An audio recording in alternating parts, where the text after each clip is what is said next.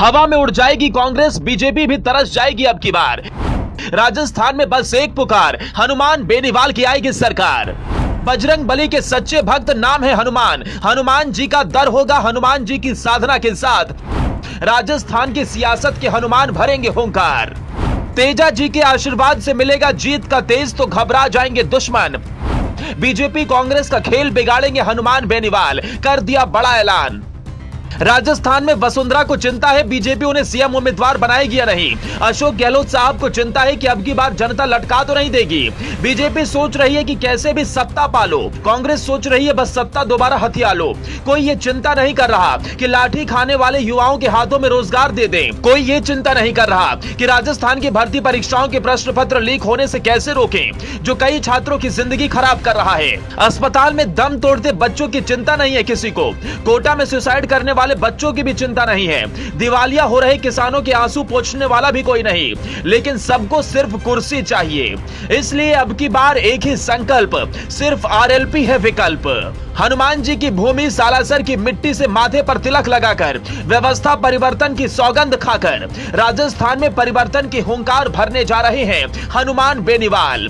तारीख नोट कर लीजिए, 28 सितंबर 2023 सालासर की पावन भूमि होगी, जहां मंदिर में सबसे पहले मत्था टेकेंगे। फिर दोपहर 1:15 पर सीकर बाईपास सालासर में जनसभा होगी। ये जनसभा शुभारंभ है राजस्थान की नई फिजा और नए बदलाव का। ये सब देखकर कांग्रेस की सांस अटकी है, बीजेपी परेशान हो चुकी है।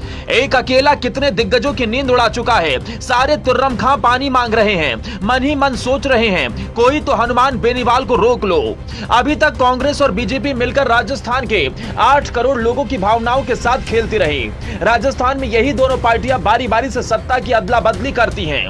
ऐसा लगता है कि ये दोनों पार्टियां आपसी साठगांठ से राजस्थान को चला रही हैं, लेकिन अब ये नहीं चलेगा। जाट परिवार से आने वाले हनुमान बेनीवाल किसानों की राजनीति करते हैं। हनुमान बेनीवाल वैसे तो पीएम मोदी के बेहद करीब रहे, लेकिन अग्निवीर और किसानों के मुद्दे पर उन्होंने एनडीए से दूरी बनाने का फैसला किया। जब दूसरी पार्टियां बीजेपी से चिपकने की फिराक में हैं, तब हनुमान बेनीवाल ने एक झटके में फैसला ले लिया, जो पार्टी किसानों की नहीं, वो उसके साथ नहीं रह सकते। एक तो जाट बिरादरी से आते हैं और दूसरे गरीब की बेटी की पढ़ाई से लेकर शादी तक समाज के हर तबके के छोटे बड़े फंक्शन में शामिल होना उनकी सादगी दिखाता है। हनुमान बेनीवाल जिस जगह पर रहे, उन्हें हमेशा बड़े बड़े प्रलोभन आए, लेकिन सत्ता के लिए उसूलों से कॉम्प्रोमाइज करना उनकी डिक्शनरी में नहीं है। राजस्थान में सत्ता के लिए सारी बड़ी पार्टियों ने आदर्शों से समझौता किया। कोई पार्टी दूध की धुली नहीं। तभी तो आरएलपी यानी राष्ट्रीय लोकतांत्रिक पार्टी ने नारा दिया, व्यवस्था परिवर्तन का संकल्प, आरएलपी ही एकमात्र विकल्प। वैसे हनुमान बेनीवाल की सत्ता संकल्प यात्रा राजस्थान प्रदेश के सभी 200 विधानसभा इलाकों से होकर गुजरेगी।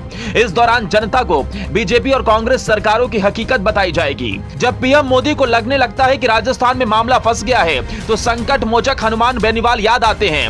सचिन पायलट को जब सत्ता चाहिए होती है, तो वो भी संकट मोचक हनुमान बेनीवाल को फोन घुमाते हैं और मदद मांगते हैं। अभी हाल ही में आरएलपी के राष्ट्रीय अध्यक्ष ने खुलासा किया था कि जब राजस्थान में जोड़ तोड़ वाली राजनीति चल रही थी, तब मुख्यमंत्री बनने की खातिर सचिन पायलट कई बार हनुमान बेनीवाल से विधायकों को इकट्ठा करने की रिक्वेस्ट कर चुके थे। बड़े बड़े ऑफर दिए गए, लेकिन हनुमान बेनीवाल के मन में कभी सत्ता के लिए लालच नहीं रहा।